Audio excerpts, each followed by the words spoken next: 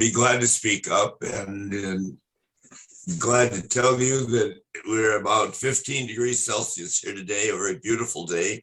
Don't know how that compares with what you are, but Raj would be the same.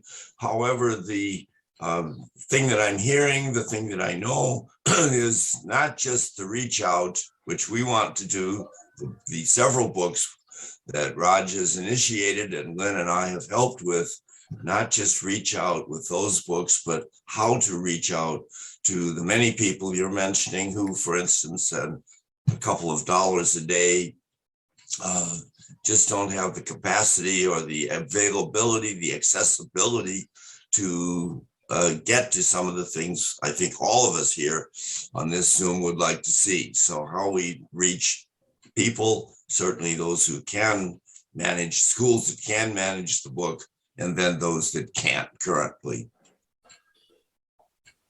Great. And I just want to add one word. Keith is in his 80s, but even today he works with youth every summer in maintaining a patch of land in his home community called the Prairie. Illinois, our state of Illinois was all prairie before it got built up.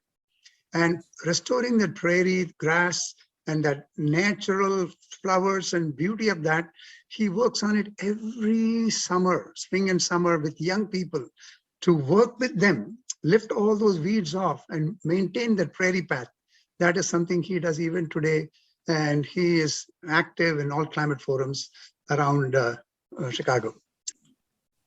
One of the things in the book is not answering your question of how do we go global, but one of the things that I was part of, all of us were, is activities. So involving the youth, not just from, let's say, a lecture point of view, but here are things you can do to help you, that is the student, understand what the issues are. Just want to mention that chemistry section you wrote in chapter 2, Keith, why you wrote that.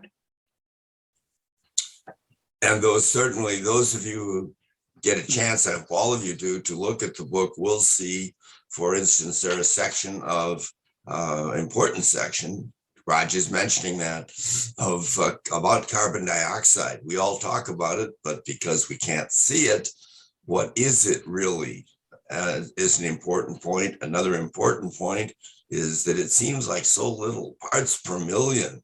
Doesn't seem like very much, but to see what it is and why that parts per million is impressive and important is widely spoken of in the book. So thank you, Raj.